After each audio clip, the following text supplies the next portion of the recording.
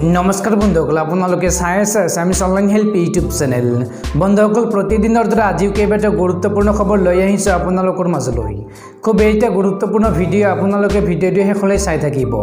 বন্ধুসকল, প্ৰথম খবৰটি হৈছে অখিল গগৈ হ'ব মুখ্য ৰাজ্যিক আহ্বায়ক। কৃষক মুক্তি বিল লাচি থানাই গঠন কৰিলে ৰাইজৰ দল। ৰাইজেই ৰজা, ৰাইজক বচাব কোনে? ৰাইজে শ্লোগানেৰে ৰাজ্যত নতুনকৈ আত্মপ্ৰকাশ কৰিলে এটা নতুন ৰাজনৈতিক দলে। কৃষক মুক্তি সংগ্ৰাম সমিতি, বিলাচী থানা আৰু ৭০টা জাতীয় সংগঠনৰ সহযোগত গঠন হোৱা নতুন ৰাজনৈতিক দলটোৰ নাম হ'ল ৰাইজৰ দল। ৰাজনৈতিক দলটোক যোগ দিবৰ বাবে ইতিমধ্যে কৃষক মুক্তিৰ পৰা পদত্যাগ কৰিছে ভাস্কৰী শইকীয়া, হুছেইন মহম্মদ শ্বাহজাহান, অনিল বড়ো, ছাত্ৰ মুক্তিৰ আছৰাফুল হুছেইন সহ বহু নেতা কৰ্মীয়ে। নতুন ৰাজনৈতিক দলৰ উপদেষ্টা কমিটি হীৰেন গোহাঁই, নগেন শইকীয়া, জাহ্নু বৰুৱা, উদয়াদিত্য ভৰালী, আবু ছৈয়দ আহমেদ, পৃথ্বীৰাজ ৰাভা, সঞ্জয় কুমাৰ তাঁতী, হাফিজ ৰছিদ আহমেদ চৌধুৰী, নাৰায়ণ শৰ্মা, সীতানাথ লহকৰ, জে পি দাস, ঘনশ্যাম নাথ, সত্যেন্দ্ৰ নাথ ডেকা, অৰুণ গগৈ, সুবিত্ৰা হাজৰিকা।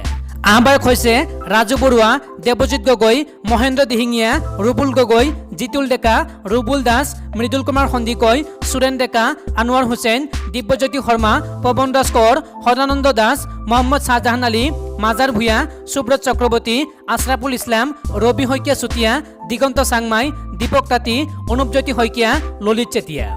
মুখ্য ৰাজ্যিক আহ্বায়ক হৈছে অখিল গগৈ, ভাস্কৰী শইকীয়া, লোহিত গগৈ, মহেন্দ্ৰ দিহিঙীয়া, অলোক নাথ, হুছেইন মহম্মদ শ্বাহজাহান, জিতুল ডেকা, ৰত্নেশ্বৰ দেউৰী, গিৰিশংকৰ গোস্বামী, ৰুবুল দাস।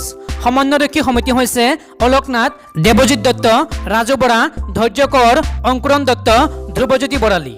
বন্ধুসকল, তাৰপিছত ২ নম্বৰ খবৰটিয়ে হৈছে মাৰ্কিন ৰাষ্ট্ৰপতি ডনাল্ড ট্ৰাম্প আক্ৰান্ত হ'ল মহামাৰী ক'ভিড-১৯ত। পত্নী মেলেনিয়া ট্ৰাম্পৰ দেহত ধৰা পৰিছে ক'ভিড-১৯ৰ উপস্থিতি। আমেৰিকাৰ ৰাষ্ট্ৰপতি ডনাল্ড ট্ৰাম্প আক্ৰান্ত হ'ল কৰোনা ভাইৰাছত। আনকি পত্নী মেলেনিয়া ট্ৰাম্পৰ দেহত ধৰা পৰিল কৰোনাৰ উপস্থিতি। ইয়াৰ পূৰ্বে ট্ৰাম্পৰ ব্যক্তিগত সহায়ক হব হিক্সৰ দেহত ধৰা পৰিছিল কৰোনাৰ উপস্থিতি। ইয়াৰ পিছতে ডনাল্ড ট্ৰাম্প আৰু মেলেনিয়া ট্ৰাম্পৰ স্বাস্থ্য পৰীক্ষা কৰোৱা হৈছিল। বৰ্তমান হোম আইচলেশ্যনত আছে আমেৰিকাৰ ৰাষ্ট্ৰপতিগৰাকী।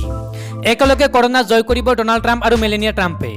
এনেদৰে আত্মবিশ্বাসী ট্ৰাম্পে টুইটাৰ যোগে প্ৰকাশ কৰিলে নিজৰ মনৰ কথা।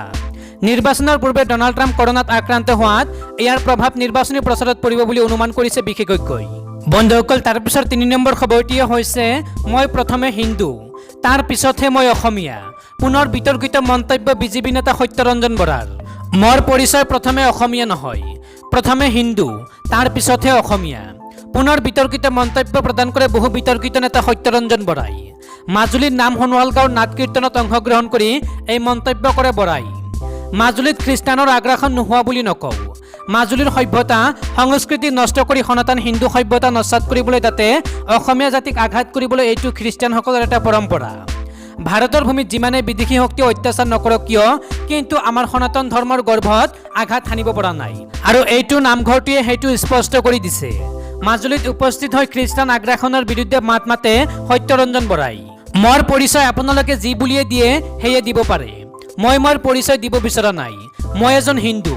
সত্যৰঞ্জন বৰা হিন্দু, তাত কোনো সন্দেহ নাই। গৌৰৱী হিন্দু আৰু স্বাভিমানী অসমীয়া। আমি অসমীয়া অসমীয়া বুলি কৈ থাকোঁতে মেঘালয় গুচি গ'ল। আজি বড়োসকলে অসমীয়া ক'ব কিয় এৰিলে? কাৰ্বি, মিচিং বা অন্য জনগোষ্ঠীয়ে নিজকে অসমীয়া বুলি কিয় ক'ব এৰিলে? কাৰণ আমাৰ এইটো উগ্ৰ জাতীয়তাবাদ মূল্যহীন। আগতে শ্বিলঙত অসমীয়া ভাষা চলিছিল, কিন্তু তাৰ পৰা অসমীয়াক খেদিব লগা হ'ল। সংবাদ মাধ্যমে তেওঁৰ পৰিচয় সন্দৰ্ভত সোধা প্ৰশ্নত তেওঁ এই বিস্ফোৰক মন্তব্য প্ৰদান কৰে। অসমত বিভিন্ন সাহিত্য সভা হ'ল।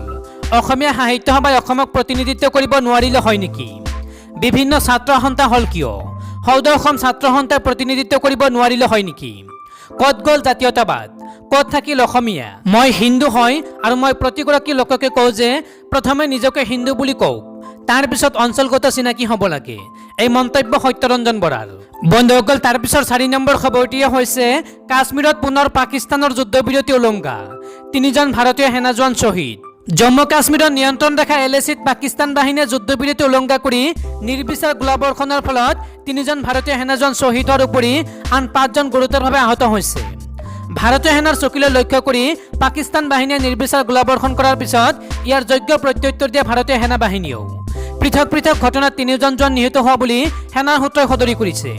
কালি নিশাৰ পৰাই যুদ্ধবিৰতি উলংঘা কৰি কপোৱাৰ আৰু নাওগাম ছেক্টৰত গুলীবৰ্ষণ কৰিছিল পাকিস্তান বাহিনীয়ে। নাওগামত 2জন সেনাজন শ্বহীদ হোৱাৰ উপৰি অন্য 4জন গুৰুতৰভাৱে আহত হয়। ইফালে ভাগত পুঞ্জ সেক্টৰত প্ৰাণ হেৰুৱাই অন্য এজন জোৱানে। পাকিস্তান বাহিনীত পুঞ্জত আহত হয় এজন জোৱান।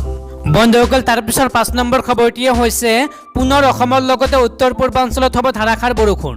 পুনৰ অসমৰ লগতে উত্তৰ পূৰ্বাঞ্চলৰ ৰাজ্যৰ বিভিন্ন ঠাইত 24 ঘণ্টাৰ ভিতৰত পাতলীয়া বৰষুণ অহাৰ উপৰি অহা 6 অক্টোবৰ পৰ্যন্ত ধাৰাসাৰ বৰষুণ হোৱাৰ সম্ভাৱনা সদৰি কৰিলে বৰঝাৰস্থিত আঞ্চলিক বতৰ বিজ্ঞান কেন্দ্ৰই। বে অফ বেংগল সাগৰ পৃষ্ঠৰ পৰা 5.8 কিলোমিটাৰ দূৰত্বত উৎপত্তি হোৱা ধুমুহাৰ ফলত অসম তথা উত্তৰ পূৰ্বাঞ্চলৰ বেছিভাগ ঠাইত বৰষুণৰ প্ৰভাৱ আহিব। 24 ঘণ্টাৰ পৰা অহা 3 আৰু 4 অক্টোবৰলৈ অসম, মেঘালয়, মণিপুৰ, মিজোৰামৰ লগতে 5 আৰু 6 অক্টোবৰত অৰুণাচল প্ৰদেশৰ বেছিভাগ ঠাইত ধাৰাসাৰ বৰষুণ হোৱাৰ সতৰ্কবাণী জাৰি কৰিছে বৰঝাৰস্থিত আঞ্চলিক বতৰ বিজ্ঞান কেন্দ্ৰই। বন্ধুসকল, তাৰ পিছৰ 6 নম্বৰ খবৰটিয়ে হৈছে সুস্থ হৈ উঠাৰ পাছতো 90 দিনলৈকে সংক্ৰমণ বিয়পাব পাৰে কৰোনা আক্ৰান্তই। গৱেষণাত নতুন তথ্য। কোনোবা চিনাকি লোক, আত্মীয় বা পৰিয়ালৰ লোক যদি কৰোনা ভাইৰাছৰ দ্বাৰা আক্ৰান্ত হৈ সম্পূৰ্ণ সুস্থ হৈ উঠিছে বা আইচলেশ্যনৰ সময় সম্পূৰ্ণ কৰি ওলাইছে, তেতিয়াহ'লে তেওঁৰ সৈতে মিলামিছা কৰোঁতে সাৱধান হওক। কিয়নো গৱেষকসকলে দাবী কৰিছে যে সুস্থ হৈ উঠাৰ পাছতো ৰোগীৰ শৰীৰত 90 দিনলৈকে COVID-19 থাকি যাব পাৰে। আমেৰিকা যুক্তৰাষ্ট্ৰৰ বিভিন্ন হাস্পতালৰ ক্লিনিকেল তথ্য বিশ্লেষণ কৰি চোৱাৰ পাছত গৱেষকসকলে এই কথা প্ৰকাশ কৰিছে। তেওঁলোকে কৈছে যে গুৰুতৰভাৱে আক্ৰান্ত ৰোগীয়ে সুস্থ হৈ উঠাৰ পাছতে তেওঁৰ শৰীৰত 90 দিনলৈকে COVID-19 ভাইৰাছ থাকি যাব পাৰে। এই তথ্য পোহৰলৈ অহাৰ পাছতে আশংকা আৰু বৃদ্ধি পাইছে। ভাৰতত ইতিমধ্যে 98,000ৰো অধিক লোকে প্ৰাণ হেৰুৱাইছে। তদুপৰি ভাৰতত আক্ৰান্তৰ সংখ্যা 62 লাখ অতিক্ৰম কৰাৰ বিপৰীতে 52 লাখতকৈ অধিক লোক সুস্থ হৈ উঠিছে।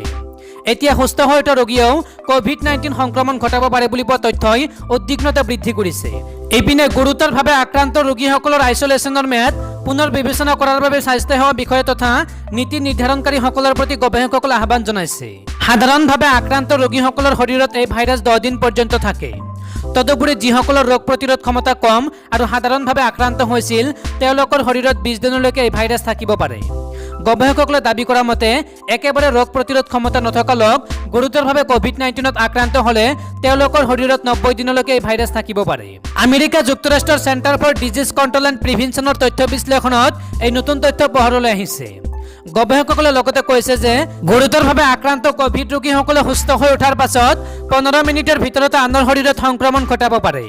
বন্ধুসকল, তাৰ পিছৰ 7 নম্বৰ খবৰটিয়ে হৈছে হাথৰাছৰ ঘটনাত হাইকোৰ্টে ল'লে নিজা উদ্যোগ। বিষয়াসকলক আদালতত উপস্থিত হোৱাৰ নিৰ্দেশ। উত্তৰ প্ৰদেশৰ হাথৰাছত এগৰাকী যুৱতীক ধৰ্ষণ কৰি নিষ্ঠুৰভাৱে হত্যা কৰা ঘটনাৰ এলাহাবাদ হাইকোৰ্টৰ লক্ষ্ণৌ বেঞ্চে ন্যায় দিয়াৰ বাবে নিজাকৈ উদ্যোগ গ্ৰহণ কৰিছে। অহা 12 অক্টোবৰত গৃহ বিভাগৰ অতিৰিক্ত মুখ্য সচিব, ডিজিপি, এডিজি আইন শৃংখলা, হাথৰাছৰ জিলা প্ৰশাসক তথা আৰক্ষী অধীক্ষককে ধৰি উত্তৰ প্ৰদেশৰ শীৰ্ষ বিষয়াসকলক ন্যায়াধীশ আদালতত হাজিৰ হোৱাৰ নিৰ্দেশ দিছে। তেওঁলোকে সেইদিনা প্ৰয়োজনীয় নথি তথ্যসহ তেওঁলোকৰ বক্তব্য দাঙি ধৰিব লাগিব। সংবাদ মাধ্যমৰ প্ৰতিবেদনৰ ভিত্তিত যুৱতীগৰাকীৰ পিতৃ, মাতৃ, ভাতৃকে ধৰি পৰিয়ালৰ সদস্যসকলক আদালতত হাজিৰ কৰাবলৈ সংশ্লিষ্ট কৰ্তৃপক্ষক নিৰ্দেশ দিয়া হৈছে। হাইকোৰ্টৰ খণ্ড বিচাৰপীঠৰ ন্যায়াধীশ ৰঞ্জন ৰায় আৰু জছপ্ৰীত সিঙে এই নিৰ্দেশ জাৰি কৰিছে। আদালতে যুৱতীগৰাকীৰ শেষকৃত্য সম্পৰ্কত পৰিয়ালৰ বক্তব্য শুনিব। বিচাৰপীঠখনে দিয়া এই নিৰ্দেশত মহাত্মা গান্ধীক উদ্ধৃতি কৰা হৈছে। বিচাৰপীঠখনে কৈছে যে কেইখনমান বাতৰি কাকতৰ প্ৰতিবেদন আৰু অডিঅ' ভিজুৱেল মিডিয়াৰ অনুষ্ঠানৰ ওপৰত ভিত্তি কৰি অতি সংবেদনশীল কথা গুৰুত্বপূৰ্ণ বিষয়টো আমি নিজাববীয়াকৈ উদ্যোগ ল'বলৈ বাধ্য হৈছোঁ। এই দেশৰ নাগৰিক আৰু ৰাজ্যখনৰ লোকৰ মানৱীয় বা মৌলিক অধিকাৰত আঘাত কৰিছে। এইপিনে কংগ্ৰেছ নেতা ৰাহুল গান্ধী, প্ৰিয়ংকা গান্ধী তথা অচিনাক্ত প্ৰতিবাদকাৰীসকলৰ বিৰুদ্ধে 144 ধাৰা ভংগৰ বাবে এফআইআৰ দাখিল কৰাৰ কথা জানিবলৈ দিছে গৌতম বুদ্ধ নগৰৰ আৰক্ষী আয়ুক্তগৰাকীয়ে। তদুপৰি বৃহৎ সমাৱেশেৰে মহামাৰী আইন উলংঘাৰ অভিযোগতে তেওঁলোকৰ বিৰুদ্ধে এজাহাৰ দাখিল কৰা হৈছে। বন্ধুসকল, তাৰ পিছৰ 8 নম্বৰ খবৰটিয়ে হৈছে 22 নৱেম্বৰত পুনৰ অসম আৰক্ষীৰ এছআই নিযুক্তিৰ লিখিত পৰীক্ষা। অসম আৰক্ষীৰ 597টা উপ পৰিদৰ্শক ইউবি পদত নিযুক্তিৰ বাবে অহা 22 নৱেম্বৰ 2020 তাৰিখে লিখিত পৰীক্ষা অনুষ্ঠিত হ'ব। যোৱা 20 ছেপ্টেম্বৰ 2020 তাৰিখে এই পৰীক্ষা বাতিল কৰা হৈছিল। ৰাজ্যিক পৰ্যায়ৰ আৰক্ষী নিযুক্তি বোৰ্ডে বিজ্ঞপ্তিত প্ৰাৰ্থীসকলক নিশ্চিতি প্ৰদান কৰি কয় যে আৰক্ষী নিযুক্তিৰ সমগ্ৰ প্ৰক্ৰিয়াটো সম্পূৰ্ণ নিকা আৰু স্বচ্ছতাৰে সম্পন্ন কৰা হ'ব। পৰীক্ষাৰ পদ্ধতি সম্পৰ্কীয় বিশদ বিৱৰণ যথাসময়ত আনুষ্ঠানিকভাৱে জাননীযোগে প্ৰকাশ কৰা হ'ব বুলি নিযুক্তি বোৰ্ডে জানিবলৈ দিয়ে। বন্ধুসকল, তাৰ পিছৰ 9 নম্বৰ খবৰটিয়ে হৈছে পথ দুৰ্ঘটনাৰ বাবে জৰিমনা ভৰিব লাগিব পথ নিৰ্মাণ কোম্পানী বা ঠিকাদাৰে। আহি আছে নতুন আইন। পথ সুৰক্ষাৰ নিশ্চিতিৰ বাবে কেন্দ্ৰীয় চৰকাৰে এখন নতুন আইন প্ৰণয়ন কৰিছে। এই আইন অনুযায়ী এতিয়া পথ দুৰ্ঘটনাৰ বাবে কোনো লোকৰ মৃত্যু ঘটিলে পথ নিৰ্মাণত জড়িত কোম্পানীক দোষী সাব্যস্ত কৰা হ'ব। কোম্পানী বা ঠিকাদাৰে লাখ পৰ্যায়ৰ জৰিমনা ভৰিব লাগিব পাৰে এই আইন মতে। দুৰ্ঘটনাৰ বাবে আনকি পথ নিৰ্মাণেৰে জড়িত ইঞ্জিনিয়াৰ, কনচালটেণ্ট আদিও আইনী আওতাত সোমাই পৰিব। এই বছৰতে অৰ্থাৎ 2020 সংশোধিত অধিনিয়মৰ ছেকশ্যন 198ত সন্নিৱিষ্ট এই নিয়ম সম্প্ৰতি ৰাষ্ট্ৰীয় ঘাইপথত প্ৰযোজ্য। ইয়াৰ বাহিৰেও পথ দুৰ্ঘটনাৰ পিছত সহায়ৰ বাবে আগবাঢ়ি অহা লোকক আৰক্ষীয়ে নিজ পৰিচয় তথা ঠিকনা প্ৰদানৰ বাবে চাপ দিব নোৱাৰিব। এই ক্ষেত্ৰত যান বাহনৰ নতুন আইনে সহায়কাৰী ব্যক্তিক সুৰক্ষা প্ৰদান কৰিব। অৱশ্যে সহায়কাৰী ব্যক্তিয়ে নিজ ইচ্ছা অনুযায়ী পৰিচয় ঠিকনা দিলে দিব পাৰিব, কিন্তু আৰক্ষী বা আন ব্যক্তিয়ে তেওঁক পৰিচয়ৰ বাবে জোৰ কৰিব নোৱাৰিব।